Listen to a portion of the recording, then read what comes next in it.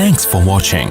Don't forget to like, comment, share and subscribe to Mufti Tariq Masood, famous scholar. الحمد لله نحمده ونستعينه ونستغفره ونؤمن به ونتوكل عليه ونعوذ بالله من شرور أنفسنا ومن سيئات أعمالنا من يهده الله فلا مضل له ومن يضلله فلا هادي له ونشهد أن لا إله إلا الله وحده لا شريك له ونشهد أن سيدنا وحبيبنا وشفيعنا وسندنا محمدًا عبده ورسوله صلى الله تعالى عليه وعلى آله وأصحابه وبارك وسلم تسليمًا كثيرًا كثيرًا أما بعد فأعوذ بالله من الشيطان الرجيم بسم الله الرحمن الرحيم إن الذين يحبون أن تشيع الفاحشة في الذين آمنوا لهم عذاب أليم في الدنيا والآخرة وقال الله تبارك وتعالى في مقام آخر قل إن الله لا يأمر بالفحشاء أتقولون على الله ما لا تعلمون وقال النبي صلى الله عليه وسلم الكيس من دان نفسه وعمل لما بعد الموت قرآن مجید کی چند آیات اور رسول اللہ صلی اللہ علیہ وسلم کی ایک حدیث پڑھی ہے. اللہ تعالیٰ سے دعا ہے اللہ تعالیٰ صحیح طرح سے بات کہنے کی، سننے کی، سمجھنے کی اور پھر عمل کی توفیق عطا فرمائے.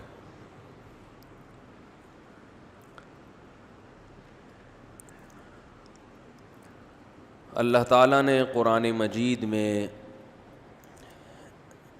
انسان کے جو اوصاف بیان کیے، انسان کی جو صفات بیان کی ہیں، ان میں جو سب سے اہم ترین صفت ہے الہمہا فجورہا و تقواہا.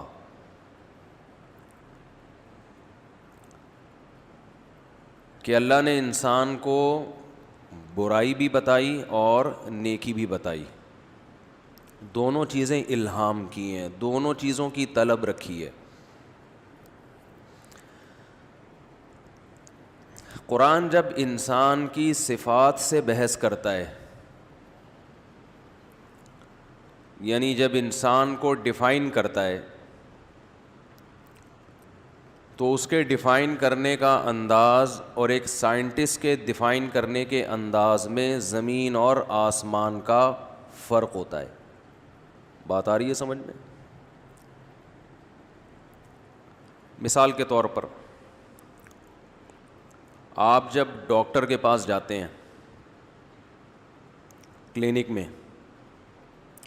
ڈاکٹر آپ سے کہتا ہے جی بتائیے اپنے بارے میں، تو آپ کیا بتاتے ہیں؟ یعنی اپنے آپ کو ڈیفائن کرتے ہیں، اپنے بارے میں بتاتے ہیں. کہ تنخواہ بتاتے ہیں؟ بولو بھائی. اپنی قوم بتاتے ہیں؟ جب ڈاکٹر کے سامنے آپ اپنے آپ کو ہائی لائٹ کریں گے تو آپ بیماریاں بتانا شروع کر دیں گے. ڈاکٹر کہتا ہے جی بتائیے اپنے بارے میں کچھ بتائیں. فوراً آپ کبھی گردے پہ ہاتھ لگا رہے ہوگے، ڈاکٹر صاحب ادھر بھی درد ہوتا ہے. ڈاکٹر صاحب جب صبح اٹھتا ہوں تو طبیعت کچھ بجھی سی ہوتی ہے. یہی ہو رہا ہے آج کل لوگوں کے ساتھ. جو 18 سال کی عمر میں جب صبح اٹھ کے جو فریشنس ہوا کرتی تھی طبیعت میں، ایک ایسا جیسے جنت میں آ گئے، اب صبح بھی ویسے ہی سست ہوتے ہیں جیسے رات کو ہوتے ہیں. تو یہ آپ اپنی کوالٹیز بیان کر رہے ہیں کہ میرے اندر یہ خصوصیات ہیں. کوالٹی تو نہیں کہیں گے، یعنی جو اپنی صفات ہیں آپ وہ بیان کر رہے ہیں.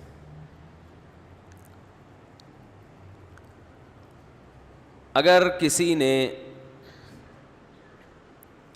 آپ سے گھر بنوانا ہے، 5-6 ٹھیکیدار آ گئے آپ نے ایک بلڈنگ تعمیر کروانی ہے تو آپ پھر ان ٹھیکیداروں سے انٹرویو لیتے ہو, بھئی ٹھیکہ ان میں کس کو دینا ہے, تو آپ کہتے ہیں ذرا اپنے بارے میں آپ بتائیں. تو وہاں وہ ٹھیکیدار یہ بتائیں گے کہ میری زبان کیا ہے, میری قومیت کیا ہے, وہاں اپنی قابلیت وہ بتانا شروع کریں گے. بھائی مجھ سے پوچھتے ہو تو یہ حبیب بینک کی بلڈنگ میں نے بنائی ہے,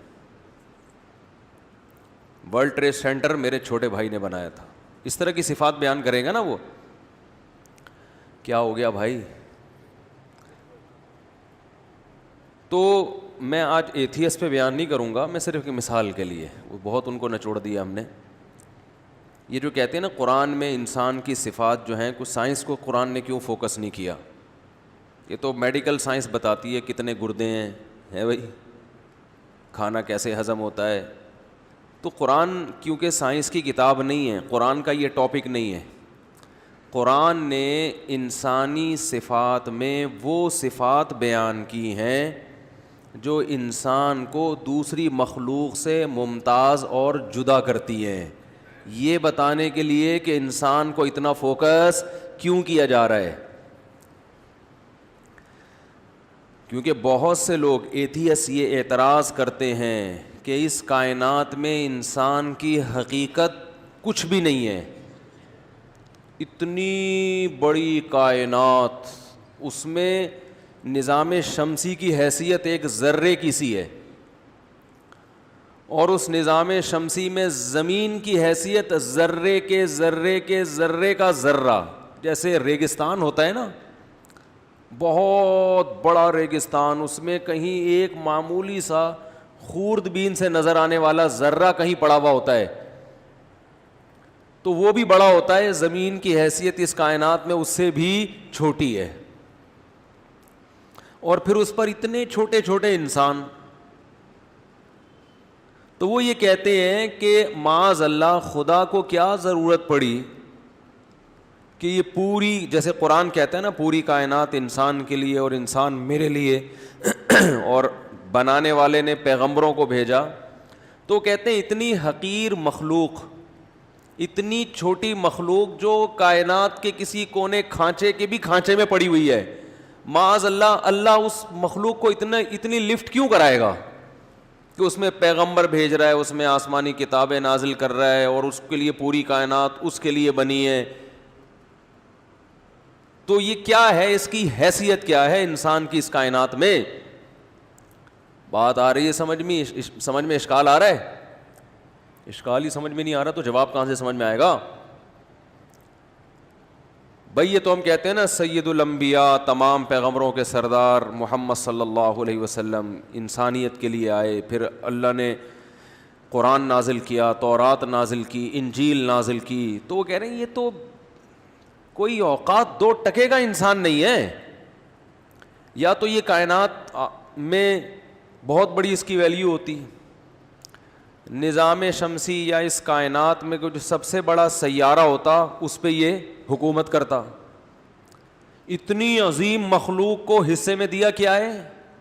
ایک معمولی سا ذرہ. یہ کوئی اتنی, یہ اتفاق ہے, یہ پیدا ہو گیا, یہ کیا ہے, ایسا ہی ہو گیا. یہ کوئی لفٹ کرانے کی کوئی مخلوق نہیں ہے کہ اگر کوئی خدا ہے تو اس کو اتنا پروٹوکول دے گا, ایسا نہیں ہے. بات آ رہی ہے سمجھ میں؟ تو اصل میں انہوں نے انسان کو مادی اعتبار سے انسان کا وزن کرنے کی کوشش کی ہے, اور مادی اعتبار سے انسان کی واقعی کوئی ویلیو اتنا سا تو ہے. 6 فٹ کا آدمی, بہت بڑا ہمارے ہاں 6 فٹ کا آدمی ہوتا ہے, تو اس کائنات میں, پوری کائنات میں اس کی حیثیت ہے کیا؟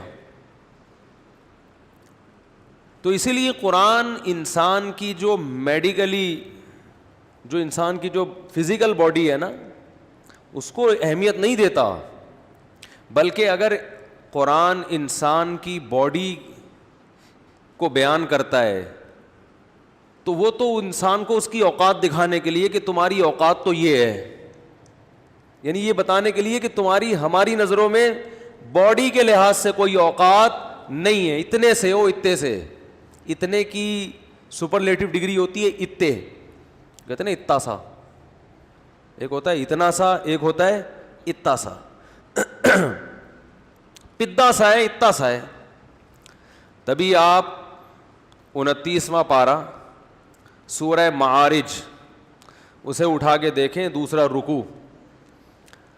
کلا انا خلقناہم مما یعلمون, فرمایا ایسا نہیں ہے, انسان اپنے آپ کو بہت قابل عزت سمجھتا ہے. نا نا نا نا, کلا ایسا نہیں ہے, کچھ بھی نہیں ہو, کوئی اوقات نہیں ہے تمہاری. کس لحاظ سے؟ مادی اعتبار سے کوئی اوقات نہیں ہے. کیوں؟ انا خلقناہم مما یعلمون, ہم نے تمہیں جس پانی سے بنایا ہے وہ تمہیں پتہ ہے. ایک پانی سے بنی ہوئی, گندے پانی سے, غلیظ پانی سے بنی ہوئی مخلوق ہو, اس پہ اتنا اترانا سوٹ نہیں کرتا. تو یہ جو ملحد لوگ, ایتھیس لوگ اعتراض کرتے ہیں کہ انسان کی کوئی اوقات نہیں ہے, قرآن نے تسلیم کیا ہے واقعی نہیں ہے. کس اعتبار سے؟ مادی اعتبار سے, باڈی کے اعتبار سے واقعی کوئی اوقات نہیں ہے. لیکن قرآن ایک انسان کی دوسری صفت کو بھی نمایاں کرتا ہے کہ روحانی اعتبار سے انسان جیسی مخلوق اس کائنات میں کوئی بھی نہیں ہے. وہ کیا ہے؟ روحانی اعتبار سے یہ دنیا کی, اس کائنات کی ذہین ترین مخلوق ہے. اب آپ دیکھو, اتنی سی زمین, اس پہ اتنے سے کیڑے مکوڑے جیسے انسان, مگر انسان کی کھوپڑی کے اندر اتنا سا مغز, اس مغز کی کلاکاریاں دیکھو آپ. اور پاکستانیوں کا مغز تو ویسے بھی کوئی دیکھ لے تو وہ اللہ کی قدرت پہ یقین کیے بغیر نہیں رہ سکتا. کسی چیز کو ناپنا کہ یہ اس کا وزن کتنا ہے, یہ کتنا ویلیویبل انسان ہے, کتنا قیمتی انسان ہے, تو یہ باڈی کے اعتبار سے بھی ہوتا ہے اور روحانی اعتبار سے بھی ہوتا ہے. جو باڈی ہے نا, باڈی کے اعتبار سے کسی کا وزن زیادہ ہونا یہ کوئی کمال نہیں ہے. تو گینڈے اور بیل کا وزن بولو زیادہ ہوتا ہے. تو ایتھیس جو اعتراض کرتے ہیں نا کہ انسان کی کوئی اوقات نہیں ہے, اس کا مطلب پھر اونٹ کی اوقات ہے, کیونکہ انسان سے بہرحال وہ کیا ہے, بڑا ہے. تو پھر اونٹ کو چاہیے کہ آپ کو ذبح کر کے کھایا کرے, آپ کو چاہیے کہ آپ اونٹ کو ذبح کر کے نہیں کھایا کریں.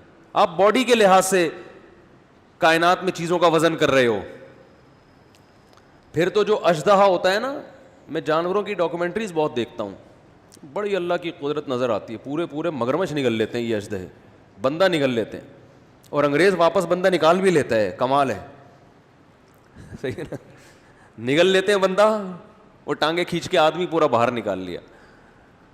تو پھر تو وہ جو اژدہا ہے اس کی ویلیو انسانوں سے زیادہ ہونی چاہیے. قرآن انسان کی جس صفت کو بیان کرتا ہے وہ ہے صفت علم, کہ ہم نے آدم کو جو فرشتوں پر اور پوری کائنات پر فضیلت دی وہ کس بیس پر دی؟ علم کی بنیاد پر. اس میں سیکھنے کا جو مادہ ہے, جو سیکھنے کی صلاحیت ہے, سیکھنے کے ایسے سافٹ ویئر اس میں انسٹال ہوئے ہوئے ہیں جو کائنات میں کسی دوسری مخلوق میں وہ سافٹ ویئر نہیں ہے. انسٹالیشن ایسی ہوئی ہوئی ہے, ونڈو بڑی خاندانی ڈلی ہوئی ہے. بہت مشکل ہے بات سمجھنا. دیکھو آپ کے پاس ایک کیلکولیٹر ہے چھوٹا سا, کتنی پیچیدہ مشین ہے نا, 2 ضرب 2 کیا = وہ خود ہی بتا دیتا ہے کتنا ہوتا ہے, 4. 356 کو 838 سے ضرب دیا, ٹھک ٹھک ٹھک, جواب کیا آیا؟ جو بھی آیا, میں تو کیلکولیٹر نہیں ہوں نا تو کچھ بھی جواب آ گیا, ٹھک ٹھک کر کے بتا رہا ہوتا ہے. لیکن آپ کمپیوٹر لے کر آئے بالکل لیٹسٹ, اور وہ آپ کو مل رہا ہے جناب 4 لاکھ روپے کا, 5 لاکھ روپے کا, مگر بٹن دبا رہے ہیں, کچھ بھی بولو, بولتے کیوں نہیں آ رہا. 2 ضرب 2 کر رہے ہیں, جواب 4 نہیں آ رہا. اور یہ جو کیلکولیٹر آپ نے خریدا یہ 100 روپے کا, تو جو 3 ڈبے والا ہے وہ کیلکولیٹر آپ کو دے دے گا 50 روپے میں, وہ 2 ضرب 2 کر کے فوراً جواب لے کر آ رہا ہے. لیکن آپ نے ایک بھاری بھرکم تو نہیں, اچھے کمپیوٹر تو ہلکے پھلکے ہوتے ہیں. میرے پاس ایک لیپ ٹاپ تھا, شکر ہے بیچ دیا میں نے, وہ ویٹ لفٹنگ کے کام بھی آتا تھا. پہلے جو لیپ ٹاپ آتے تھے نا, اس سے آپ اپنا آفس کا کام بھی کریں اور جب چاہیں اس سے اپنے مسل وسل بھی بنا سکتے تھے. وہ یہ سہولت تھی پہلے کمپیوٹر میں. خیر, وہ 4 لاکھ روپے کا آپ نے سسٹم خریدا, اس میں 2 ضرب 2 کر رہے ہیں, جواب نہیں آ رہا. آپ دکان والے کے پاس گئے, یار نہ تو گوگل کھل رہا ہے اس میں ہے بھائی, نہ اس میں یوٹیوب کھل رہا ہے, نہ فیس بک کھل رہا ہے اس میں, نہ اس میں کالو کا لیٹر ہے, کیلکولیٹر کو ہم پیار سے کالو کا لیٹر کہتے ہیں, نہ اس میں کالو کا لیٹر ہے, کچھ بھی نہیں ہے. تو یہ کس بات کے 4 لاکھ روپے ہے؟ کہہ رہے اس میں, وہ جواب دے گا اس میں یہ صلاحیت ہے کہ اس میں ہر سافٹ ویئر انسٹال بولو ہو جاتا. بھائی گوگل کروم ڈالنا ابھی بتاؤ یار, 2 منٹ کی بات ہے. نیٹ پہ گئے, کروم لکھا, فری ڈاؤن لوڈ, فری چل رہا ہے یہاں پر. تو وہ اتنا یاد ہو گیا کہ وہ گوگل کروم فری ہی زبان سے نکلتا ہے, تو فوراً ڈاؤن لوڈ, یہ رہا گوگل کروم. اور کیا چاہیے بھائی؟ کالو کا لیٹر چاہیے. کون سا والا چاہیے بھائی؟ گوگل پہ لکھا, 20 قسم کے کالو کے لیٹر آ گئے آپ کے پاس, 25 قسم کے. بتا کون سا والا چاہیے اس میں؟ بھائی یہ والا چاہیے, ٹھک انسٹال ہوا. تو یہ ایسے سافٹ ویئر ہے, ہر چیز کی اس کمپیوٹر کے اندر صلاحیت بولو بھائی موجود ہے. جو بتانا ہے بتاؤ یار, 2 منٹ لگیں گے, نیٹ صحیح چل رہا ہو. تو آپ نے وہ کیا ہے کہ اس سسٹم میں ایسے سافٹ ویئر, وہ کہے گا بھائی اس میں جو سافٹ ویئر ڈالو اس میں انسٹال ہو جائے گا. یہ تو خالی کاغذ ہے, بتاؤ کیا کیا کام کیا لینا ہے اس سے؟ اس چیز کے وہ 4 لاکھ روپے لے رہے ہیں. اور وہ جو کالو کا لیٹر جس میں آپ نے 2 ضرب 2 لکھا جواب آیا, وہ یہی بتا سکتا ہے, اس کے علاوہ کچھ بھی نہیں بتا سکتا. وہ صرف کیلکولیشن کر سکتا ہے کہ 1 کلو دودھ 120 روپے کا ہے تو 5 کلو کتنے کا ہوگا. وہ دودھ والے کے ہاتھ میں پکڑا دو, وہ 120 کو 5 سے ضرب دے گا, لے بھائی لے آ. تو یہ انسان کی حیثیت ہے کہ اللہ تعالیٰ نے انسان میں سیکھنے کی صلاحیت پیدا کی. جانوروں میں بھی صلاحیت ہوتی ہے, بہت محدود, بہت محدود. سب سے بڑی جانور کی خامی یہ ہے کہ اس کو بولنا نہیں آتا. بولنا آتا ہے, بیان کرنا نہیں آتا. قرآن کیا کہہ رہا ہے؟ الرحمن علم القرآن خلق الانسان علمہ البیان. بیان میں اور کلام میں فرق ہے. کلام کہتے ہیں بات کرنا, بیان کہتے ہیں اپنے دل میں جو بات ہے اسے ڈیفائن کر دینا, بہت اچھی طرح ایکسپلین کر دینا اس کو. یہ صلاحیت اللہ نے انسانوں کو دی ہے, جانوروں کو نہیں دی ہے. اسی بیان سے انسان سیکھتا ہے, کیونکہ یہ بیان قلم کے ذریعے بھی ہوتا ہے. قرآن کی جو سب سے پہلی آیت نازل ہوئی ہے, اقرأ وربک الاکرم الذی علم بالقلم, تیرا رب بڑا عظیم ہے, عزت والا ہے, جس نے انسان کو قلم سے سکھایا. تو انسان کی جو فضیلت ہے اس فضیلت کی وجہ قلم ہے. قلم, کیونکہ قلم کیا کرتا ہے؟ ڈیفائن کرتا ہے. اور قلم میں اور عام بیان میں فرق ہی ہے. یہ بھی ایک ٹیکنیکل پوائنٹ کی بات ہے, اس کو بھی اچھی طرح سمجھ لیں. قلم اور بیان, یعنی بیان باللسان ہوتا ہے اور بالقلم بھی ہوتا ہے. یہ دونوں خاصیتیں اللہ نے کس کو دی ہیں بھائی؟ یار کیا مسئلہ ہے آپ کو, تو لگ رہا ہے نا ادھر سے لکھ کے تو کوئی جواب دے نہیں رہے, تو میں تو منہ سے بلوا رہا ہوں نا, تو ذرا بولیں گے, خوشی محسوس ہوتی ہے کہ یار جاگ رہے ہیں ماشاءاللہ. دیکھو, بیان یعنی اچھی طرح کسی چیز کو واضح کرنا. بلی کا بچہ مر جاتا ہے نا, بلی غمزدہ گھوم رہی ہوتی ہے, آپ کی پلی ہوئی بلی ہے, آپ اس سے پوچھو کیوں غمزدہ ہو, وہ بتا سکتی ہے؟ بس آپ کو اس کے آنسو سے یہ اندازہ ہو جائے گا, یا میاؤں میاؤں سے اندازہ ہو جائے گا کہ یہ غمزدہ ہے. یہ گویا اس نے اپنا پیغام آپ تک ڈیلیور کر دیا کہ میری طبیعت اس وقت ٹھیک نہیں ہے. یہ بتا دے کہ میرا بچہ مر گیا ہے. مرا کیسے ہے؟ بلہ کھا گیا ہے, یا پانی میں ڈوب گیا ہے, یا مالک مکان نے اٹھا کے باہر پھینک دیا ہے. ایسا بھی لوگ ظلم کرتے ہیں, ماں کے بغیر بچوں کو پھینک کے آ جاتے ہیں. تو یہ اتنی وضاحتی بیان وہ جاری بولو بھائی نہیں کر سکتے. کتا بھونکنے سے بتا دے گا کوئی باہر آیا ہوا ہے. وسیم بھائی آئے ہیں, ستار بھائی آئی ہیں, یہ کتا بولو نا نہیں بتا سکتا. بھونکنے کی آواز سے پتہ چل جائے گا کہ وہ بندہ باہر کھڑا ہوا ہے.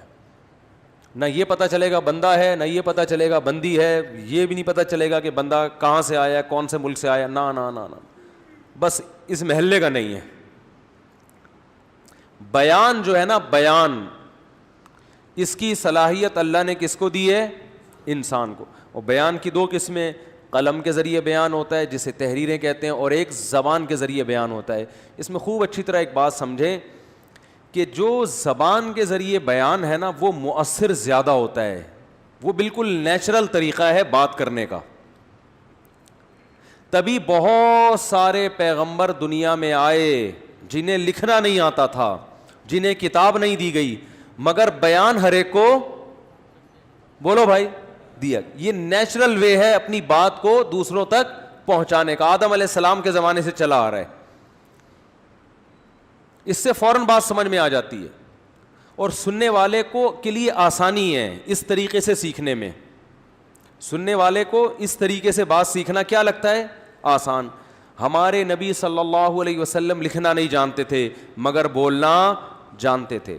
داؤد علیہ السلام کو اللہ نے معجزہ دیا, وفصل الخطاب, بہترین بلاغت والی تقریر. ایسا خطاب کرتے تھے کہ لوگوں کے رونگٹے کھڑے ہو جاتے. یہ بولنے کی صلاحیت. ہارون علیہ السلام کو جو نبوت ملی ہے اس لیے کہ افصح منی لسانا, بولنے کی صلاحیت بہت زیادہ تھی. اور جو قلم ہے نا, قلم, اس سے فائدہ اس لحاظ سے کم ہے کہ وہ نیچر سے تھوڑا سا کیا ہے, دور ہے, آرٹیفیشل ہے نا. ہر آدمی لکھ نہیں سکتا, بولنا تو سب جانتے ہیں, لیکن اس میں ایک دوسرا فائدہ ہے. اس میں دوسرا فائدہ یہ ہے کہ بولی ہوئی بات ہوا میں تحلیل ہو کے ختم ہو جاتی ہے, جبکہ لکھی ہوئی تحریر ہمیشہ کے لیے محفوظ ہو جاتی. یہ بہت فائدہ ہے اس میں. اور لکھی ہوئی تحریر سے محدود لوگ فائدہ اٹھاتے ہیں, مگر وہ محدود سلیکٹڈ لوگ ہوتے ہیں. ہر نتو پھتو فائدہ, یعنی خاندانی لوگ فائدہ اٹھاتے ہیں اس سے, پھر وہ آگے لوگوں کو گائیڈ کرتے ہیں زبان کے ذریعے. تو یاد رکھو, اس سے پتہ چلتا ہے کہ بیان چاہے قلم کے ذریعے ہو یا زبان کے ذریعے, یہ اللہ کی سب سے بڑی نعمت ہے جو اپنے بندوں کو عطا کرتا ہے. اور آج ہماری یونیورسٹیوں میں, کالجز میں ان دو کاموں کے علاوہ سب کچھ سکھایا جاتا ہے. نہ کم بخت لکھنا سکھاتے ہیں, نہ کم بخت بولنا سکھاتے ہیں. غلط کہہ رہا ہوں؟ کسی یونیورسٹی کے لڑکے کو سوائے جو اپنی قابلیت پہ کچھ فنٹر بن گیا ہو تو ایک الگ بات ہے, اسے کوئی ٹاپک دو, بولے لکھ کے دکھا, اس پہ لکھ لے گا. وہ رابطہ کرے گا پڑھے لکھوں سے کہ یار اتنے پیسے لے لو, مجھے یہ مضمون بولو نا, لکھ کے دے دو. یہ ہو رہا ہے کہ نہیں ہو رہا؟ سب سے پہلے بچے کو کیا سکھانا چاہیے؟ بولنا اور لکھنا. اور لکھنے میں اس کی رائٹنگ پہ بڑی محنت کرنی چاہیے. جیسے بولنے میں انسان کے لب و لہجے کی بہت ویلیو ہے, لکھنے میں انسان کی رائٹنگ کی بہت ویلیو ہے. مجھے افسوس کے ساتھ کہنا پڑتا ہے, اتنے پڑھے لکھے لوگ جب لکھتے ہیں ایسے کیڑے مکوڑے بناتے ہیں, آدمی خون کے آنسو رونے کا دل کرتا ہے. یار لکھنا تو سیکھ لیتے اللہ کے بندو. اسکول میں لکھنا تک نہیں سکھا رہے ہیں کہ بے کو کیسے لکھا جاتا ہے, جیم کو کیسے, چلو انگلش لکھنا سکھا دو. اتنی گندی رائٹنگ ہے, اتنی گندی رائٹنگ ہے کہ اللامان والحفیظ. نہ لکھنا سکھا رہے ہیں اور نہ, چلو رائٹنگ گندی ہے تو بات تو صحیح لکھ دو. بولنا کچھ چاہتے ہیں, منہ سے نکل کچھ اور رہا ہو. ہمارے استاد ایک واقعہ بیان کرتے تھے کہ ایک پاگل بانسری منہ میں لے کے جا رہا ہے, اس کو نہیں پتا یہ بانسری ہے, وہ سمجھ رہا ہے کوئی پائپ ہے, اس میں جب بات کروں گا تو میری بات لوگوں تک پہنچ جائے گی. وہ سمجھ رہا ہے کوئی مائک ہی ہے. اب جب بولتا تو بانسری کی آواز نکلنا شروع ہو جاتی. تو وہ حیران تھا, کہتا ہے میں کیا بولتا ہوں اور بانسری کیا بولتی ہے, میں کچھ اور بول رہا ہوں, یہ کچھ اور بول رہی ہے. تو آج ہمارے دل میں کچھ اور ہوتا ہے, بولنا کچھ اور چاہتے ہیں, زبان سے نکلتا کچھ اور ہے, اور اسی سے پھڈے ہوتے ہیں. اس سے کیا ہوتا ہے, بولو بھائی, پھڈے ہوتے ہیں. اگلا آپ کی بات ہی نہیں سمجھ رہا ہوتا. کسی ماہر نے کہا ہے کہ دنیا میں زیادہ تر جھگڑے اس بیس پہ ہو رہے ہوتے ہیں کہ آپ جو دل میں ہوتا ہے وہ زبان پہ نہیں لاتے, پھر جو زبان پہ لانا چاہتے ہو وہ آتا نہیں ہے, پھر جتنا آتا بھی ہے تو سامنے والا سمجھتا کچھ اور ہے. اس سے کیا ہوتا ہے آپس میں اختلاف. اس نے کہا جو آپ کی رائے ہے اگر آپ اس کو بیان کرنا سیکھ جاؤ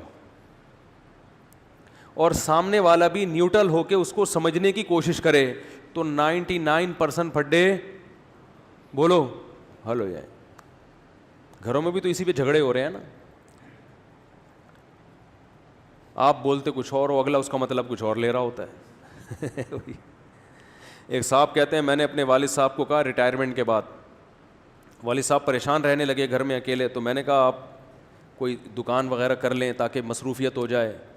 تو والد صاحب نے کہا ہاں اب میں ریٹائر ہوا ہوں تو چاہتا ہے میں مزید تجھے کما کے کھلاؤں, اب تو چاہتا ہے کہ میں, ہاں اب تو ہونا تو یہ چاہیے, تو مجھے بٹھا کے میری خدمت کر. اب دیکھو بچہ بول کچھ اور رہا ہے, ابا سمجھ کچھ اور رہے ہیں. ابا بیٹے کا مقصد یہ نہیں تھا کہ آپ کمائیں, بھائی ہم تو آپ کی خدمت کریں گے, لیکن ابا سارا دن گھر میں بیٹھے بیٹھے ٹینشن نہ ہو, وہ آپ کی خیر خواہی میں کہہ رہے ہیں لیکن ابا سمجھ کچھ اور رہے ہیں.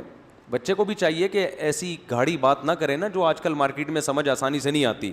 ہم تو بچے کو ہی نصیحت کریں گے تمہیں یہ مشورہ دینے کی بولو بھائی ضرورت کیا, ہر مشورہ دینے کا تھوڑی ہوتا ہے. لیکن یہ ہو رہا ہے, ہر جگہ ہو رہا ہے. سیاسی پھڈے بھی اسی بیس پہ ہو رہے ہیں. ایک سیاسی لیڈر ایک بیان کرتا ہے, دوسرے اس کو الٹا لے کے جا رہے ہوتے ہیں. خیر جو میں اصل موضوع ہے اس کی طرف آتا ہوں. تو بات یہ چل رہی تھی, کیا بات چل رہی تھی, جو اصل ٹاپک تھا وہ تو میرے ذہن میں اس طرف کہاں سے آیا ہے. ہاں میں یہ عرض کر رہا تھا کہ انسان کو جو اللہ نے فضیلت دی ہے وہ علم کی صلاحیت, علم کی وجہ سے نہیں, علم سے یہاں مراد ہے اس میں سیکھنے کی صلاحیت ہے. اتنی زیادہ صلاحیت ہے کہ یہ پہچان سکتا ہے کہ مجھے کسی نے بنایا ہے یا خود سے بناؤں, اور بنانے والے کی کیا صفات ہیں, اور ان صفات کی بنیاد پہ بنانے والے کی اطاعت کرنی ہے یا اس کی نافرمانی کرنی ہے, اس سے محبت کرنی ہے یا اس سے نفرت کرنی ہے. یہ تمام چیزیں سیکھنے کی صلاحیت اللہ نے کس میں رکھی ہے, انسان میں. لہذا اللہ نے اس کائنات میں جتنا پروٹوکول انسان کو دیا ہے کسی اور مخلوق کو نہیں دیا. اتنا پروٹوکول کہ قرآن کے الفاظ ہیں وَسَخَّرَ لَكُم مَّا فِي السَّمَاوَاتِ وَمَا فِي الْأَرْضِ جَمِيعًا مِّنْهُ. اے انسان تو اس کائنات میں ذرے کے ذرے کے ذرے کے ذرے کے ذرے کے ذرے کے برابر بھی نہیں ہے, لیکن اتنی بڑی کائنات میں نے تیرے لیے پیدا کی ہے. ایک کونے میں زمین پڑی ہوئی ہے بالکل ریت کے ایک ذرے کی طرح, اس کمتر انسان مادی اعتبار سے, لیکن یہ اتنی بڑی کائنات, اربہ ارب کہکشائیں اور اتنی بڑے بڑے اجرام جو اللہ نے پیدا کیے, سارے کس کے لیے, میرے اور آپ کے لیے. تو اللہ نے فرمایا ہم جانتے ہیں ہم نے تمہیں پانی کے ایک قطرے سے پیدا کیا, مادی اعتبار سے تمہیں اتنا پروٹوکول نہیں دیا جا رہا, لہذا مادی اعتبار سے فخر بھی مت کیا کرو. مادی اعتبار سے فخر کیا ہوتا ہے, میری صحت ایسی ہے, میں خوبصورت اتنا, میں جوان آدمی, عمریں چھپائی جاتی ہے نا. اب تو مرد بھی عمر چھپا رہے ہیں, پہلے خواتین کا مشہور تھا کہ 18 سال کے بعد بڑھنا بند. 18 سال کے بعد ہمارے دور کی رشتہ دار خاتون تھی, ان کا انتقال ہو گیا اسی چکر میں. ڈاکٹر ایج پوچھ رہا ہے کتنی ایج ہے, 35 بتا دی, حالانکہ وہ بھی بڑی مشکل سے نکلا ان کے منہ سے. اس نے اسی حساب سے ٹریٹمنٹ کیا.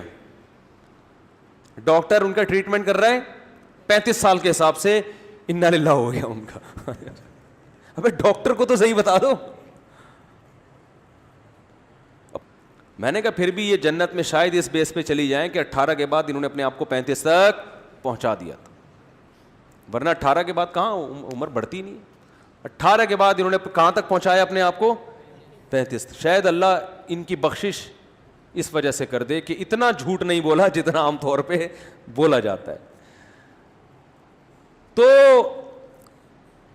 مادی اعتبار سے فخر کرنا، میں یوں میں ایسی صحت، میرا پیسہ، میری گاڑی، میرا بنگلہ، او بھائی یہ ککھ بھی ایک گاڑیاں جو تم کھلونے لے کے گھوم رہے ہو نا اس کائنات میں، ان کی کوئی ویلیو کچھ بھی نہیں ہے.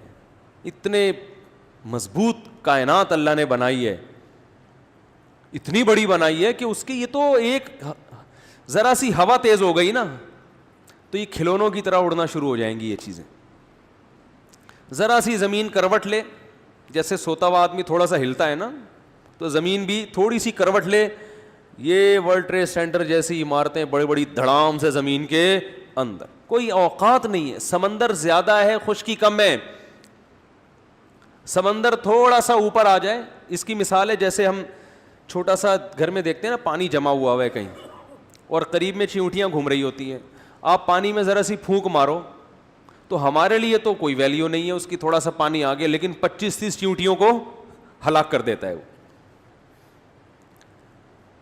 تو ایک فرشتہ ذرا سی پھونک مار دے سمندر میں تو یہ آپ کی تو کوئی ویلیو ہے ہی نہیں، تنکوں کی طرح پانی میں تیر رہے ہوگے. اور دیکھ لو یوٹیوب پہ ایسی بہت ساری ویڈیوز ہیں، ہوا اڑا کے لے جاتی ہے. میرے والد صاحب نے بنگلہ دیش میں دیکھا، بتایا کرتے تھے طوفان آیا سمندری، پتہ نہیں 74-73 کی بات بتایا کرتے تھے، اور اس ہوا نے جو سمندری جہاز ہے نا اس کو اٹھا کے خشکی پہ پھینکا ہے. ہوا کی پاور کا آپ اندازہ لگاؤ، جہاز کو اٹھا کے. لوگ وہ بتاتے ہیں کہ ایسے تتلیوں کی طرح ہوا میں اڑ رہے تھے، یہ حالت تھی. کوئی اوقات نہیں ہے، میری گاڑی، میرا بنگلہ، میں 18 گریڈ کا، میں 19 گریڈ کا، میں 20ویں گریڈ کا. تو کیا ہے بھائی، ہے تو وہی نا، 5.5 فٹ کا انسان ہے. تو ایک اتنا سا جرثومہ کورونا کا چلا جائے تو آدمی کو ہلا دیتا ہے.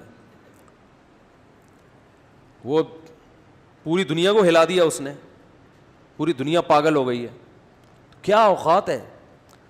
تو اللہ نے فرمایا انا خلقناہم مما یعلمون، تم اپنی اس فزیکل فٹنس اور اپنے اس پیسہ اور میری تنخواہ اور میرا کاروبار اور میری قوم اور میں یوں، یہ کوئی اللہ کی نظر میں اس کی ویلیو نہیں. اللہ کی نظر میں اس سافٹ ویئر کی ویلیو ہے جو تمہارے اندر بولتا کیوں نہیں بھائی، کیا ہو گیا، انسٹال ہوا ہے. وہ ہے علم، سیکھنا. اور وہ علم جس سے سیکھ کے عمل نہ ہو اس کی بھی اللہ کی نظر میں کوئی ویلیو، کیونکہ شیطان بہت پڑھا لکھا ہے. شیطان اتنا پڑھا لکھا ہے کم بخت کہ اس کو پتا ہے کہ کس کو کیسے گمراہ کرنا ہے. اس کو پتا ہے، تبھی تو وہ ہر ایک پر اسی حساب سے وار کرتا ہے نا.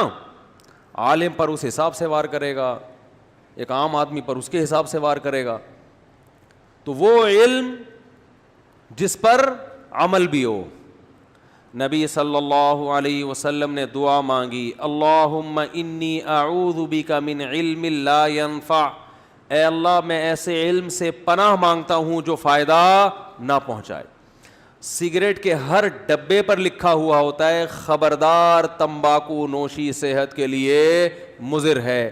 نالج تو آ گئی نا سگریٹ پینے والے کے پاس. کہتے ہیں دنیا میں واحد پروڈکٹ ہے جو سچ بول کے بیچی جاتی ہے اور تبھی سب سے زیادہ بکتی ہے. بھائی دنیا کی واحد پروڈکٹ ہے نا جس کے ڈبے پہ سچ لکھا ہوا ہوتا ہے. پیپسی پہ لکھا ہوتا ہے خبردار صحت کے لیے نقصان دہ لکھا ہوتا ہے، حالانکہ نقصان دہ تو وہ بھی ہے، میٹھا ہے نا بہت اس میں. ارے اتنی چینی جب پیو گے تو کہاں جاؤ گے. یا تو اتنی چینی پینے کے بعد پھر اتنا چلو بھی. پتہ نہیں کتنے چمچ ڈالے جاتے ہیں ایک کولڈ ڈرنک کی ایک بوتل میں چینی کے. اتنی چینی جب پیو گے تو یا تو بھاگو اسے یوٹیلائز کرو، نہیں کرو گے. کہیں لکھا ہوتا ہے بوتلوں پہ یہ جو کولڈ ڈرنک ہے کہ جس نے یہ پیا ہے تو براہ مہربانی آدھے گھنٹے کم از کم وہ واک لازمی کریں، پھر یہ جزو بدن بنے گی. لکھا ہوتا ہے. خبردار پوستیوں کے لیے صحت کے لیے نقصان دہ ہے یہ. ارے یہ لکھا ہونا چاہیے نا بوتلوں کے اوپر, خبردار پوستیوں کے لیے بوتل پینا, بولے نا مضر صحت ہے نا. جیسے سگریٹ کے ڈبے پر لکھا ہوتا ہے کہ وہ ہر ایک کے لیے, تو یا کم از کم یہ تو ہو کہ سست لوگوں کے لیے کولڈ ڈرنک پینا مضر صحت. لکھا ہوتا ہے؟ نہیں لکھا ہوتا. لکھیں گے تو پھر ہو سکتا ہے وہ ان کو خطرہ ہوتا ہے کہ نہ بکے. واحد ایک سگریٹ ایسی چیز ہے, چائے جھوٹ بول کے بیچی جاتی ہے. یہ خوب ذہن, میں نے چائے پر بہت تحقیق کی ہے بڑے بڑے ڈاکٹروں سے جن کی ریسرچ ہے. یاد رکھو ہر ڈاکٹر کی ہر چیز میں ریسرچ نہیں ہوتی.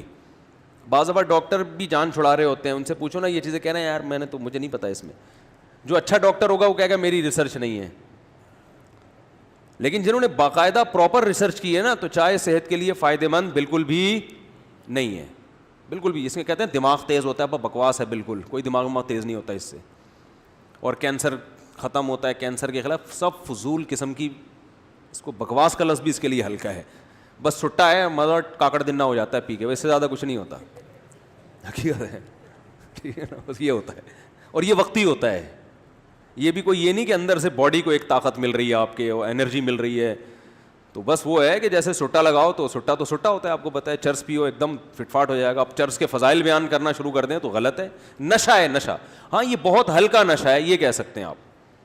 چرس, ہیروئن تو بہت ہی خطرناک چیز ہے, ہیروئن تو بہت ہی زیادہ, چرس اس سے کم.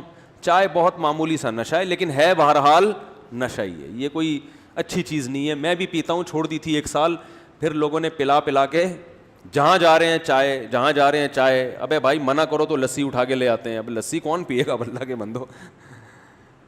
تو مجبوراً پھر وہ ہے کہ چلو وہ ہلکی چیز ہے. تو ہم نے جو چائے دوبارہ ارادہ ہے انشاءاللہ دوبارہ چھوڑوں گا میں اس کو, پینے کی چیز نہیں ہے. اور پھر اب یہ اس کا حل سوچنا چاہیے نا. اصل میں جب تک کسی چیز کا حل نہیں سوچو کہ اس کے نقصانات کیا ہوں گے تو اس کی تلافی, تو پھر وہ بات بنتی نہیں ہے. میں نے گڑبڑ یہ کی کہ میں نے ایک دم چھوڑ دی. 40 سال تک چائے پی ہے ہم نے, بچپن سے, پیدا ہوتے ہی پینا شروع کر دی تھی. مائیں تو بچپن دودھ جیسے ہی چھڑاتی ہیں بچے کو فوراً چائے پہ لے آتی ہیں نا, سب گھروں میں ہو رہا ہے. اب سوچو 40 سال ایک آدمی نے چائے پیو, دن میں 3-3 4-4 کپ, ایک دم چھوڑ دینا بڑا مشکل, لیکن ہم نے چھوڑ دی تھی.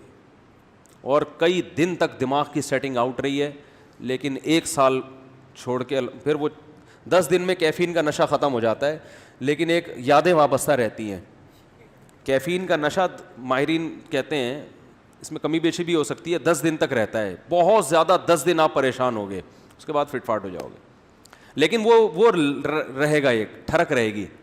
کسی کو چائے پیتا ہوا دیکھ کے دل چاہے گا لے لوں, یہ ٹھڑک باقی رہتی ہے. 3-4 مہینے میں یہ ٹھڑک بھی کیا ہو جاتی ہے, ختم. اور 1 سال میں تو بالکل ختم ہو گئی تھی. بڑا مجاہدہ کیا. لیکن وہی ہے, یہ میں آپ کو جلدی بتا دوں تاکہ جو چھوڑنا چاہتے ہیں نا تو وہ اس پر عمل کریں, یہ چھوڑیں, اس کا نقصان ہے آپ کو. میں نے چائے جب چھوڑی تھی تو مجھے سب سے بڑا فائدہ ہوا تھا, مزاج میں ٹھنڈک پیدا ہو گئی. جو تھوڑا بہت جذباتی پن تھا وہ کیا ہو گیا. ابھی تو ٹھنڈے مزاج کی ضرورت ہے, اور جس کے 3-4 گھر ہوں اس کو تو بہت ٹھنڈے رہنے کی ضرورت ہے نا. وہ تو ورنہ وہ ادھر جائے گا, ادھر پھڈا, ادھر جائے گا, ادھر پاگل ہو جائے گا. تو چائے چھوڑنے کا سب سے بڑا فائدہ یہ ہوا تھا کہ دماغ کو سکون ملا ہے. کیونکہ نشہ ہے نا, نشے سے وقتی فائدہ ہوتا ہے, ورنہ انسان ڈپریشن میں جاتا ہے.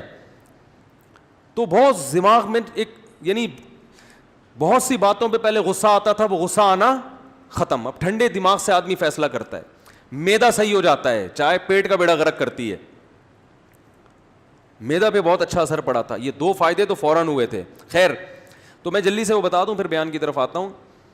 اب یہ ہوتا یہ ہے کہ ہمارے ہاں جب بھی کوئی ملنے آ رہا ہے, کسی سے ملنے جاؤ تو وہ کیا پیش کرے گا, چائے. اب میں نہیں پیتا تھا, میں نے کہا نہیں پینا, تو اس کو ایک الگ ٹینشن کہ اب ان کے لیے کیا بناؤ. او بھائی کچھ بھی نہیں بناؤ, آؤ بیٹھو گپ شپ لگاؤ. یہ ضروری ہے کہ جب بھی کوئی آئے تو ٹھوسنا ہی ہے اس کے منہ میں لازمی. یہ کون سا کلچر ہے بھائی.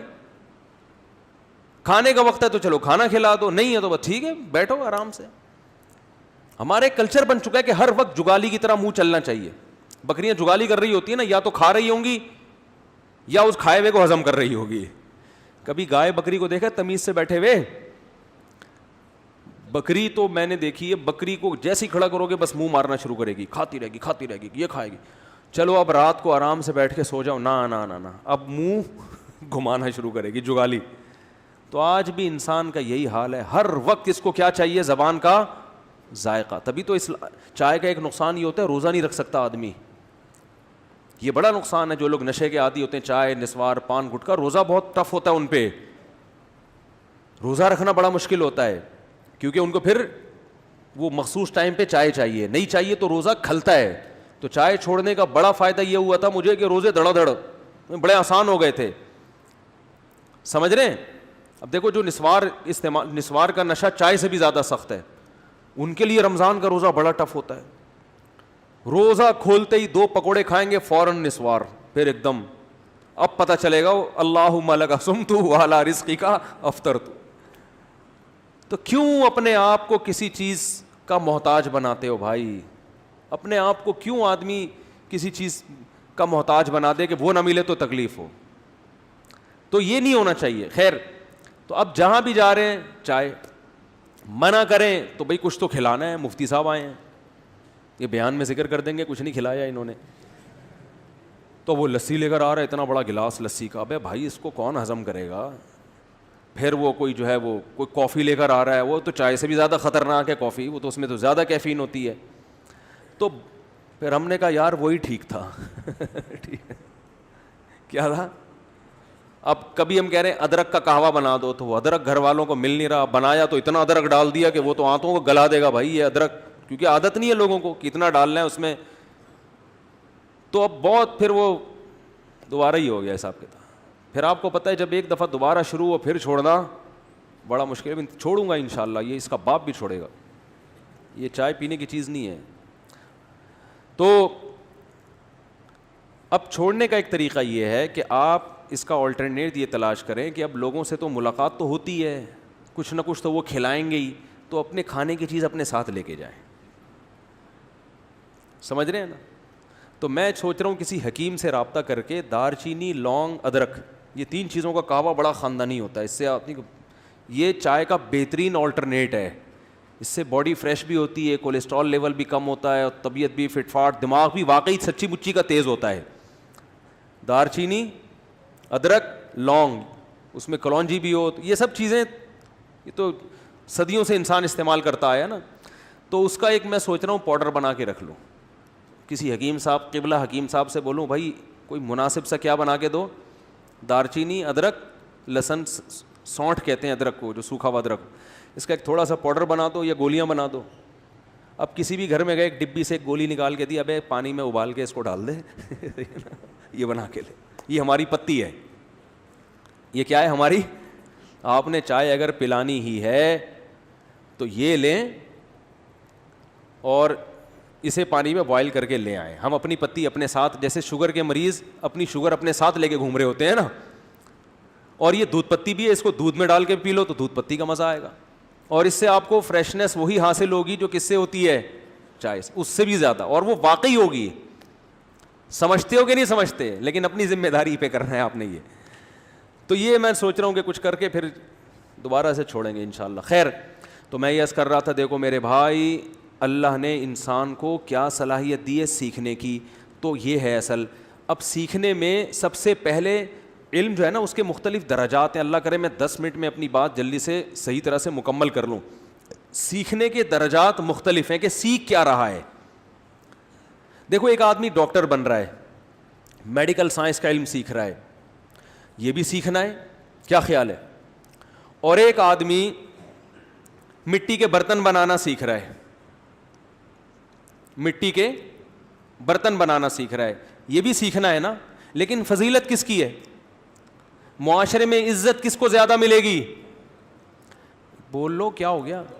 ڈاکٹر کو. یار یہ زیادہ مٹی کا برتن ٹھیک ہے لیکن وہ نہ ملے تو کوئی ٹینشن نہیں ہے، یہ تو فیکٹریوں میں ویسے ہی اتنا کچھ بن رہا ہے اور وہ بھی سیکھنا پڑتا ہے. میں اور آپ مٹی کے برتن نہیں بنا سکتے، لیکن میڈیکل سائنس کی فضیلت بولو زیادہ ہے، کیونکہ بھائی یہ ایسا علم ہے جس سے انسان کو حیات اور زندگی ملتی ہے. تبھی لوگ ڈاکٹروں کی عزت ایک کمار سے زیادہ کرتے ہیں. کمار جو مٹی کے گھروندے بناتے ہیں. اور پیسہ بھی ان کو زیادہ ملتا ہے ڈاکٹروں کو. تو یاد رکھیں انسان کی فضیلت سیکھنے میں کچھ چیزیں ایسی ہوتی ہیں جن کا سیکھنا فضیلت نہیں ہے, بلکہ وہ اور آپ چرس بنانے کا طریقہ سیکھ رہے ہیں. بولو نا یار, یہ بھی تو سیکھنا ہی ہے نا. تو اس سیکھنے کی وجہ سے انسان کو فضیلت ملے گی؟ نہیں ملے گی نا. یہی ہے جیسے لیپ ٹاپ میں آپ نے ایک سافٹ ویئر ڈال دیا اور وہ سافٹ ویئر کیا کر رہا ہے کہ وہ بہترین جوا کھیلنے کا ایک ذریعہ ہے. وہ ایسے بھی تو پروگرام ڈلتے ہیں نا, اس میں بیٹھ کے آپ پب جی کھیلو, آپ جوا کھیلو. تو سیکھنا جو جس کی بیس پر انسان کو فضیلت ہے وہ مطلق علم نہیں ہے, بلکہ مفید علم جس کا انسان کو فائدہ ہو. اور اس میں بھی سب کے درجات ایک جیسے نہیں ہیں, کچھ علوم کی فضیلت دوسرے علوم سے زیادہ ہے. تو یاد رکھیں جس طرح میڈیکل سائنس کے ایک ڈاکٹر کو فضیلت کمار پہ زیادہ ہے, بالکل اسی طرح سب سے افضل علم اللہ کی نظر میں وہ علم ہے جس علم سے آپ کو اللہ کا پتہ چلتا ہو, اللہ کی معرفت حاصل ہوتی ہو, اور آپ کو کن چیزوں سے اللہ خوش ہوتا ہے اور کن چیزوں سے اللہ ناراض ہوتا ہے یہ پتہ چلتا ہو. اس علم کی آج دنیا کی نظر میں کوئی ویلیو نہیں ہے, اور اللہ کی نظر میں سب سے زیادہ ویلیو اس علم کی ہے, کیونکہ یہ آپ کو آپ کا مقصد حیات بتاتی ہے. اور یہ علم یونیورسٹیوں میں بولو نہیں پڑھایا یار, یہ صرف مدرسوں میں پڑھایا جاتا ہے. یہ کہاں پڑھایا جاتا ہے؟ صرف مدرسوں میں. حضرت حکیم الامہ مولانا اشرف علی تھانوی رحمہ اللہ تعالیٰ نے ایک جلسے سے خطاب کیا.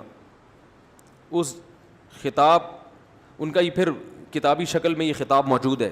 میں نے کہا نا دیکھو خطاب نیچرل وے ہے بات کو ڈیلیور کرنے کا, لیکن اگر کتابی شکل میں نہ ہوتا تو آج ہمیں اس خطاب کا پتہ نہ ہوتا. جس نے تحریر کیا اس نے یہ احسان کیا کہ ہمیشہ کے لیے ایک چیز محفوظ ہو گئی.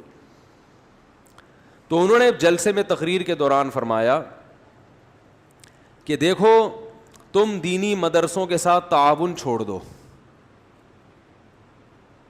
ہمیں تمہاری کوئی ضرورت نہیں ہے. دینی مدرسوں کو آپ کی کوئی ضرورت نہیں ہے. جن مدرسوں میں علماء تیار ہوتے ہیں نا آپ کو چھوڑ دو. لیکن اس سے ہوگا یہ کہ یہ جو مدرسے جن میں لوگ علماء بن رہے ہیں, عالم بن رہے ہیں, حلال و حرام کا علم سیکھ رہے ہیں, یہ مدرسے کیا ہو جائیں گے؟ بند. جب وسائل نہیں ہوں گے تو بند ہی ہوں گے نا, فرشتے تھوڑی آگے چلائیں گے. اور یہ سب لوگ کاروبار میں اور ملازمتوں میں مشغول ہو جائیں گے. کوئی چاول بیچ رہا ہوگا, کوئی انڈوں کا کاروبار کر رہا ہوگا. مفتی طارق مسعود صاحب ہو سکتا ہے کہیں گولے گنڈے کی دکان کھول کے بیٹھے ہوئے ہوں. صحیح ہے نا بھائی. میں اگر مدرسے میں نہیں پڑھتا تو مدرسے تو میں ظاہر ہے کچھ نہ کچھ تو کر رہا ہوتا نا, گولے گنڈے کی دکان کھول لیتا, یا ہو سکتا ہے میرا کوئی بہت بڑا بزنس ہوتا, زرداری کے سے میرے بہت اچھے تعلقات ہوتے. یہ بھی ہو سکتا ہے. یہ بھی ہو سکتا ہے کہ میں جو ہے وہ کچھ بھی کر رہا ہوتا. آپ کو کیا ہے, میں جو بھی کروں وہ میرا پرسنل معاملہ ہے. یہ گولے گنڈے تو کم سے کم یہ تو کر ہی رہا ہوتا نا. کچھ بھی نہ ہوتا تو یار ایک ریڑھی لگا کے گولے گنڈے بیچ رہا ہوتا, کچھ تو کر رہا ہوتا. لیکن یہاں ممبر پہ بیٹھ کے بیان نہ کر رہا ہوتا, میں حلال و حرام کی باتیں نہ کر رہا ہوتا. تو یہ انہوں نے فرمایا کہ اگر مدرسوں کے ساتھ آپ تعاون چھوڑ دو گے تو یہ مدرسوں میں کام کرنے والے لوگ یہ سب کیا کریں گے؟ بولو. ابھی جو یہ ٹیچر پڑھا رہے ہیں نا دل جمی کے ساتھ, ان کی تنخواہوں کی ذمہ داری کیا گورنمنٹ نے لی ہوئی ہے؟ بولو نا یار, نہیں لی ہوئی. اور اللہ نہ کرے کہ گورنمنٹ ان کی ذمہ داری لے لے. جس دن دینی مدرسے گورنمنٹ کی تحویل میں چلے گئے اس دن دینی مدرسوں کا ایسے ہی جنازہ نکلے گا جیسے آپ کے یونیورسٹیوں کا جنازہ نکل چکا ہے.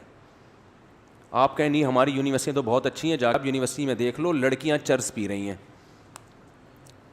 اچھے خاندانی گھروں کی لڑکیاں کیا کر رہی ہیں؟ چرس پی رہی. اس میں اسلامیات بھی پڑھائی جاتی ہے. ایک صاحب مجھے کہنے لگے کہ گورنمنٹ نے قرآن کی تعلیم کو اب اسکولوں میں لازم قرار دیا جا رہا ہے. میں نے کہا میرے بھائی بہت اچھا کام ہے, اپریشیٹ کرنا چاہیے, لیکن کو ایجوکیشن سسٹم اگر ختم نہیں کیا نا تو لڑکا لڑکی ساتھ بیٹھ کے اگر قرآن بھی پڑھیں گے کوئی فائدہ نہیں ہوگا. یہ زیادہ فائدہ ہے. وہ ایتھیزم کا علاج ہم کر دیں گے, ان کے نظریات کو ہم ٹھیک کر دیں گے, لیکن جو لڑکا لڑکی کو ساتھ بٹھا کے قرآن پڑھایا جائے گا نا, اس سے جو فساد معاشرے میں پھیلے گا یہ کسی کا باپ بھی صحیح نہیں کر سکتا. تو جس چیز کو زیادہ فوکس کرنا چاہیے اس کو تو کوئی فوکس کر ہی نہیں رہا ہے. اور کیوں بٹھایا ہوا ہے لڑکے لڑکیوں کو اکٹھا؟ بھائی یہ کیا لگتے ہیں ایک دوسرے کے؟ اس کو فوکس کیا جا رہا ہے. ہمارے اسکولوں میں نصاب تعلیم میں قرآن بھی آ رہا ہے, قرآن بھی آ رہا ہے. خدا کی قسم مرد اور عورت کو ایک ساتھ بیٹھ کے زنا کی آیتیں بھی سکھاؤ گے نا کہ زنا کتنا بڑا جرم ہے, امکان ہے کہ پھر بھی ایک دوسرے کے ساتھ زنا کریں گے. اور ایک دوسرے سے دور کر کے آپ ان کو زنا کی معاذ اللہ فضیلت بھی بیان کرو گے تو بہت مشکل ہے کہ آپس میں ان کا ریلیشن اور وہ زنا کی طرف مائل ہو جائیں. کیونکہ عورت کی فطرت میں اللہ نے بائی نیچر حیا رکھی ہے, وہ اتنے آرام سے مرد کو قریب نہیں آنے دیتی. اس کے باپ ہے, اس کا بھائی ہے, وہ یہ سب چیزوں میں رکاوٹ بنیں گے. لیکن آپ نے باپ اور بھائی کو سائڈ پہ لگا کے لڑکی کو لڑکے کے ساتھ بٹھا دیا, غیرت گئی, ختم غیرت. اب وہ برباد ہوں گے. آج کی خبر ہے یونیورسٹی کی لڑکیوں نے احتجاج کیا ہے. آج کی خبر, احتجاج کیا ہے کہ جو ٹیچرز ہیں جنسی طور پر ہمیں ہراساں کرتے ہیں, بلیک میلنگ کرتے ہیں نمبروں کے نام پہ کہ آپ کو نمبر نہیں ملیں گے جب تک ہماری یہ خواہش پوری نہیں کرو. تو لڑکیوں نے بینر اٹھائے ہوئے, احتجاج ہو رہا ہے, ٹی وی چینل میں اس کو لایا جا رہا ہے, دیکھو کتنا غلط ہو رہا ہے, کتنا غلط ہو رہا ہے. او بھائی یہ ہو کیوں رہا ہے؟ کیوں میل آدمی آ کے لڑکیوں سے فری ہو رہا ہے؟ وہ پوری قوم احتجاج بنی ہوئی ہے. پشاور کی عوام تو بڑی غیرت مند ہے, ان کے ہاں تو اس کا تصور نہیں ہے کہ ایک عورت کا کسی مرد سے جو ہے نا وہ ہنس کے کلام کر لے, بات کر لے. مگر نئی جنریشن کے دل سے غیرت کو کھرچ کے نکالا جا رہا ہے. اس پہ آواز اٹھانے والا کوئی بھی نہیں ہے. نہ خود پشاور کی عوام آواز اٹھا رہی ہے, نہ ہماری سیاسی تنظیمیں آواز اٹھا رہی ہیں. ایک ڈھیلے کا فائدہ نہیں ہوگا اگر مرد اور عورت کو ساتھ بٹھا کے تم قرآن پڑھاؤ گے. تم خود قرآن کی دھجیاں اڑا رہے ہو قرآن پڑھاتے ہوئے. قرآن یہ کہہ رہے ہے کہ ان دونوں کو آپس میں بٹھا کے قرآن پڑھاؤ. قرآن تو کہہ رہے ولا یضربن بارجلہن لیعلم ما یخفین من زینتہن. عورت اپنے پاؤں کی پازیب, عورت اپنا پاؤں زمین پہ زور سے نہ رکھے کہ اس کی پازیب کی آواز دوسرے مردوں کے کان میں جائے. جو زیور کی جھنکار سننے کی اجازت نہیں دے رہا جو قرآن, آپ وہ والا قرآن اسکولوں میں نافذ کر رہے ہو پڑھانے کے لیے, اور فیمیل کو میل پڑھا رہے ہیں اور میل کو کیا پڑھا رہے ہیں؟ میل کو فیمیل پڑھا رہی ہے. یہ قل للمؤمنین یغضوا من ابصارہم. جب ایک میل ٹیچر فیمیل کو یہ پڑھائے گا قرآن کی آیت کہ مومنین سے کہہ دیجئے کہ اپنی نگاہوں کو جھکائیں, تو فیمیل کہے گی آپ کیوں نہیں جھکا رہے؟ روزانہ تو 3 گھنٹے ہمارے ساتھ بیٹھے رہتے ہو یہاں پہ. کوئی آواز اٹھانے والا بولو نہیں ہے. یونیورسٹی میں جہاں باپردہ باحیا غیرت مند لڑکیاں پڑھتی ہیں, اور کمپلین کیا ہو رہی ہے کہ ٹیچر جنسی طور پہ کیا کر رہے ہیں جوان لڑکیوں کو ہراسا. تو کیا ان لڑکیوں کا کوئی باپ اور بھائی نہیں ہے؟ عورت ایک پھول کی طرح ہے جس میں اللہ نے باپ اور بھائیوں کا کے کانٹے لگائے ہوئے ہیں اس کے ساتھ. اس تک پہنچنا آسان کام نہیں ہے, لیکن یونیورسٹیوں نے اس کام کو بہت آسان کر دیا. باپ کو پتہ ہی نہیں میری بیٹی یونیورسٹی میں کیا کر رہی ہے, وہ غیرت پہ تقریریں کر رہا ہوگا باہر جا کے, اس کو پتہ نہیں ہے کہ میری بیٹی کے کتنے بوائے فرینڈ ہیں اور کن کن کے ساتھ بیٹھی ہوئی ہے. اور یہ تو وہ غیرت مند لڑکیاں تھیں جن کو جنسی ہراساں کرنے کی کوشش کی گئی تو انہوں نے احتجاج کیا. کتنی تو بک چکی ہوں گی, کتنوں کے ساتھ تو غلط ہو چکا ہوگا. تو معاشرے کو اگر آپ ٹھرکی بنانا چاہتے ہو نا تو کو ایجوکیشن سسٹم کو, اور پشاور میں تو ابھی غیرت ہے نا تو احتجاج ہو رہے ہیں. یونیورسٹی کی حالت میں نے خود دیکھی, مجھے بیان کے لیے بلایا تھا, میں نے کانوں کو ہاتھ لگایا, میں نے کہا یہ کیا ہے یار, ان لڑکیوں کے آپ لباس دیکھو, سگریٹ پی رہی ہیں لڑکیاں, یہ تو اوباش مردوں کے کام ہوا کر. یار یہ یونیورسٹی ہے یا چرس پی رہی ہیں لڑکیاں بیٹھ کے؟ ماں باپ کو اس سے کوئی غرض نہیں ہے کہ ہماری بیٹی چرسی بنتی ہے, وہ جنسی طور پر اس کو ہراساں کرتے ہیں یا نہیں کرتے. ماں باپ کہتے ہیں ہماری بچی ایجوکیٹڈ ہونی چاہیے, پڑھی لکھی ہونی چاہیے تاکہ کما کے پیسے لے کر آئے. بس نوٹ چاہیے, نوٹ, پیسہ چاہیے پیسہ, غیرت ویرت ختم. میرے پاس فون آتے ہیں, میری بچی کا یہ ہو گیا, وہاں لڑکے سے عشق ہو گیا یونیورسٹی میں پاگل ہو گئی ہوں, وہ تو لڑکا اس کام کا نہیں ہے کہ اس سے بچی کی شادی کو. میں کہتا ہوں بھائی مولانا شریف تھانوی رحمۃ اللہ علیہ نے, ایک شخص نے مولانا شریف تھانوی رحمۃ اللہ سے شکایت کی, حضرت میں نے اپنی بیٹی کو یونیورسٹی میں ایڈمیشن دلایا, لڑکے اس کے پیچھے پڑے رہتے ہیں, میں بڑا پریشان ہوں, بچی خوبصورت ہے. انہوں نے فرمایا کہ ایک مرغی 10 مرغوں میں چھوڑ دی اور اب آ کے مجھ سے شکایت کرو کہ مرغے پیچھے پڑے رہتے ہیں. ممکن ہے آپ کو یہ بات بہت بری لگے, لیکن حق کڑوا ہی لگتا ہے انسان کو, بات بالکل ٹھیک ہی ہے. او بھائی نیچر سے کیوں لڑ رہے ہو؟ دیکھو عورت کا خیر, اب یہ جو کمپلین کر رہی ہیں لڑکیاں یونیورسٹی میں کہ جنسی یہ کمپلین کس کو جا کے کر رہی ہیں؟ جن کے جو یعنی جن کے دفتروں میں جا کے کمپلین کی جا رہی ہیں وہ تمہارے باپ اور بھائی ہیں جو تمہارا خیال کریں گے. عورت کا حقیقی خیر خواہ صرف اس کا باپ, بھائی, چاچا, ماموں ہوتا ہے, اس کے علاوہ کوئی اس کا خیر خواہ نہیں ہے. کسی بھی وقت کسی کی نیت بھی خراب ہو سکتی ہے. جو محرم رشتے ہیں نا عورت کے, غیرت صرف اللہ نے ان میں رکھی ہے عورت کے معاملے میں. باقی ہر مرد جب عورت پہ نظر ڈالے گا, وہ میرے بھائی بزرگ بعد میں ہوگا, مرد پہلے ہوگا. وہ ڈاکٹر بعد میں ہے, آدمی بولتے کیوں نہیں پہلے ہے. وہ مفتی بعد میں ہے, مرد پہلے ہے. آدمی پہلے ہے. وہ روحانی پیشوا بعد میں ہے, مرد پہلے ہے. وہ بہت سے جاہل پیروں کے سامنے ہر وقت جوان عورتوں کا ایک جھمیلا ہوتا ہے. ان عورتوں کو منع کرو, کیا لگتا ہے تمہارا, کیوں بیٹھی ہو اس کے پاس؟ کہتی ہیں تو پیر صاحب ہیں. کہ تو آدمی نہیں ہے کیا یہ؟ دیکھو بھوک مفتیوں کو لگتی ہے کہ نہیں لگتی ہے, ڈاکٹروں کو لگتی ہے کہ نہیں لگتی ہے؟ مجھے ایک بات بتاؤ یار, ڈاکٹر صاحب کو بھوک لگی ہوگی, پٹھان ہوٹل کا بہترین قسم کا پراٹھا آ جائے ان کے پاس چھولے کباب کے ساتھ, ڈاکٹر کا دل مائل ہوگا کہ نہیں ہوگا؟ وہ کہ آپ تو ڈاکٹر ہیں, آپ کا کیوں دل چاہ رہا ہے؟ آپ تو پڑھے لکھے ہیں, آپ کا کیوں دل چاہ رہا ہے؟ کہے گا پڑھے لکھے کا پیٹ نہیں ہوتا. تو اسی طرح مرد کی عورت کی طرف اٹریکشن یہ قدرت نے رکھی ہے, اس کا کسی کے نیک اور برے ہونے سے کوئی تعلق نہیں ہے. تبھی تو نکاح کی ترغیب دی ہے ہمارے نبی صلی اللہ علیہ وسلم. اسلام دیکھو نیچرل مذہب ہے, گراؤنڈ ریئلٹی کی بات کرتا ہے. بہت سے مذہبی رہنما, سب کی بات نہیں کر رہا, بہت سے مذہبی رہنماؤں نے نا آپ کو اسلام کا ایک ایسا تصور پیش کیا ہے کہ وہ اس زمین سے ہٹ کر کسی اور جگہ کا مذہب معلوم ہوتا ہے. صحیح حدیث ہے, اور آپ صلی اللہ علیہ وسلم نے پھر فرمایا کہ عورت شیطان کے روپ میں نکلتی ہے. اگر کسی مرد کی عورت پہ نظر پڑے اور اس کے دل میں خیالات پیدا ہو جائیں تو اسے چاہیے فوراً اپنی بیوی سے اپنی خواہش کو پورا کرے, تاکہ اس کے دل میں جو خواہشات ہیں وہ کیا ہو جائیں, ختم. اور یہی آپ کے سچے نبی ہونے کی دلیل ہے. بھائی کسی کے دل میں بھی خیال پیدا ہو سکتا ہے, ہاں برا آدمی اس خیال کو غلط طریقے سے پورا کرنے کی کوشش کرتا ہے. اچھا آدمی اپنی خواہش کو اللہ کے لیے بولو قربان کر دیتا ہے, اور وہ حلال پر قناعت کرتا ہے. تو یہ غیر اختیاری نظر پر جب ایسا خیال آیا تو جو بالکل ایک نیچر کے مطابق ہے, نیچر ہے یہ, تو نیچر سے لڑوایا جا رہا ہے کو ایجوکیشن سسٹم میں. لڑکے لڑکیوں کو بٹھا کے کہا جا رہا ہے ایک دوسرے کو تمیز سے دیکھو, اور ان کو نامرد بناؤ, ان کو پھر جو ہے نا کچھ ایسا کوئی علاج کرو ان کا تاکہ یہ آدمی نہ رہیں. وہ پروفیسر پہ اعتماد کر رہے ہیں, اس کی کمپلین ہو رہی ہے پروفیسر صاحب ہماری بچیوں کا خیال کریں. اس پروفیسر سے کون بچائے گا آپ کی بچیوں کو؟ میں مانتا ہوں سارے ٹیچر ایک جیسے نہیں ہوتے, لڈو سب کے دل میں پھوٹتے ہیں, خیالات سب, اور نہیں آ رہے تو وہ بیمار ہے, اس کمبخت کو اپنا علاج کرانا چاہیے. نیچر سے مت لڑو, خام خام ایک گھننے بننے کی کوشش مت کرو کہ ہم بہت اچھے ہیں. یہ گھنا پن ہے, اچھے بچے نہیں ہیں. یہ تیرا کیا لگتا ہے, یہ جو میل ٹیچر تمہاری بیٹیوں کو پڑھا رہا ہے جوان, یہ کیا لگتا ہے اس کا؟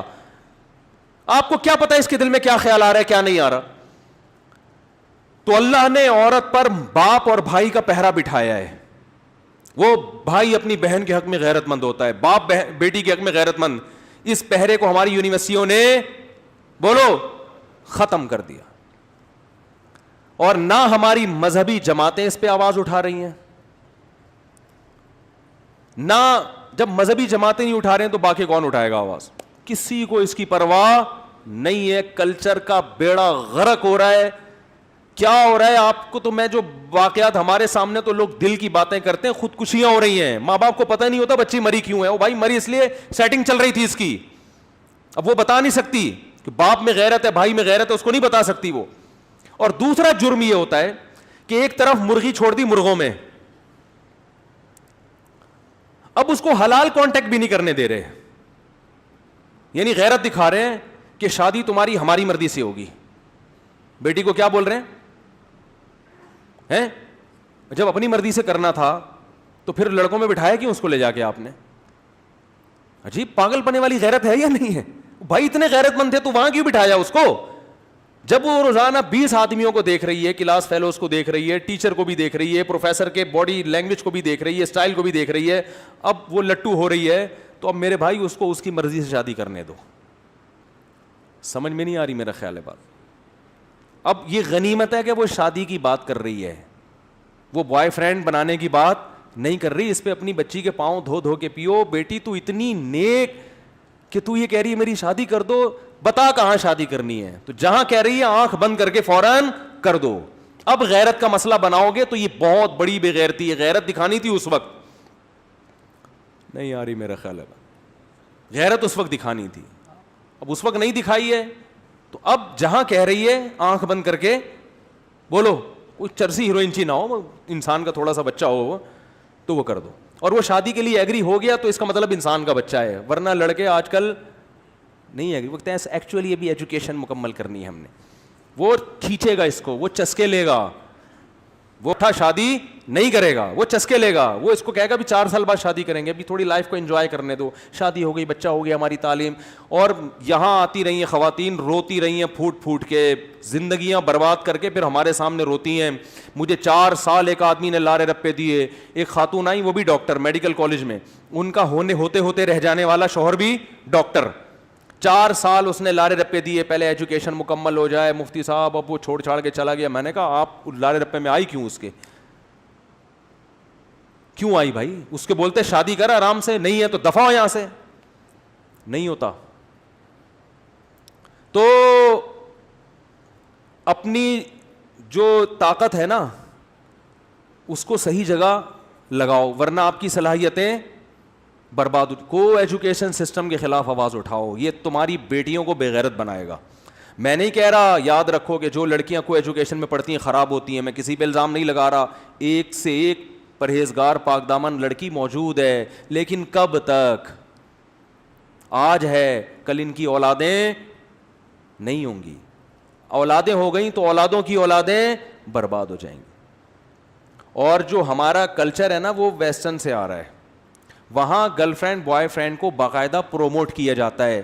ابھی ہمارے اسکول والے صاف لفظوں میں پروموٹ نہیں کر رہے, کل یہ پروموٹ کریں گے, صحیح ہے نا, کل یہ کیا کریں گے, یہ خود سکھائیں گے پروفیسر کہ کیا ہوتا ہے اگر اس کی اس سے دوستی ہے, وہ اپنے چکر میں سکھائے گا, کیونکہ صرف خدا ہے جو حق بات کرتا ہے, وہ کسی کے ذاتی مفاد کو نہیں دیکھتا, ورنہ انسان جب بات کرے گا اپنے مفاد کو سامنے رکھ کر بات کرے گا, وہ اپنے مفاد پہلے رکھے گا. تو پروفیسر خود کہے گا اس میں حرج کیا ہے, تھوڑا ذہن کو کشادہ رکھو, کیوں مولویوں والی پرانی باتیں کرتے ہو, دیکھ نہیں رہے کیا ہو رہا ہے اسکولوں میں یونیورسٹیوں میں, بس احتجاجات ہو رہے ہیں.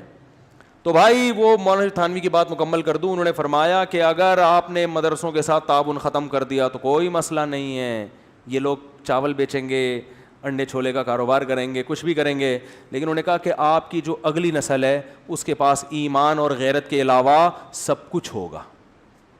سمجھ رہے ہو, ڈاکٹر بنے گی, وہ انجینئر پیدا ہوں گے, سائنٹسٹ پیدا ہوں گے, سب پیدا ہوں گے, انسان پیدا نہیں ہوں گے.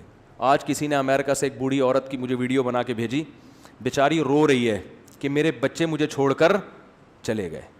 امریکن لیڈی ہے, کہہ رہی میں نے اپنے بچوں کو اتنی محنت سے پالا, اور میں سنگل مدر ہوں, ویسے ہی شوہر کے بغیر پالا ہے, جس نے پیدا کیا اس کا تو پتہ ہی نہیں کون ہے, اکیلی ٹینشن اٹھا کے پالا ہے, اور مجھ سے میری اولاد ملنے بولو نہیں آتی. یہ ہے عورت کے حقوق, یہ کل تمہارا فیوچر بھی ہونے والا ہے. ابھی میری پیشگوئی, اس کو ریٹن فارم میں لے آؤ تاکہ ہمارے مرنے کے بعد نا لوگ یہ دیکھیں کہ ایک مولوی یہ فضول باتیں کر کے گیا تھا. تو اور اگر گورنمنٹ یہ کام نہیں کرتی کو ایجوکیشن, تو آپ اپنے اسکول بنائیں, آپ اپنی یونیورسٹیاں بنائیں. پرائیویٹ یونیورسٹیاں جب وہ بنا سکتے ہیں تو آپ کیوں نہیں بنا سکتے؟ تو اس میں آپ اپنے جو ہدف ہے اس پہ سمجھوتا نہ کریں, سسٹم کو الگ کریں. میں کہتا ہوں کو ایجوکیشن سسٹم نہ ہو, الگ الگ ہو, لیکن کو ایجوکیشن سسٹم میں آپ اسلام بھی پڑھائیں گے, اس کے جو نقصان ہوگا نا, جو مرد اور عورت کو اکٹھا بیٹھنے کا, جو غیرت ختم ہوگی, اس غیرت کو دوبارہ لانا بہت مشکل. غیرت جانے میں سیکنڈ لگتے ہیں, آنے میں صدیاں بیت جاتی ہیں میرے بھائی. ایک دفعہ غیرت ختم ہو جائے نا, آنے میں بہت ٹائم لگتا ہے, لیکن غیرت جانا کس 2 سیکنڈ کا کام ہوتا ہے. اللہ تعالی ہماری حفاظت فرمائے. وما علینا الا البلاغ.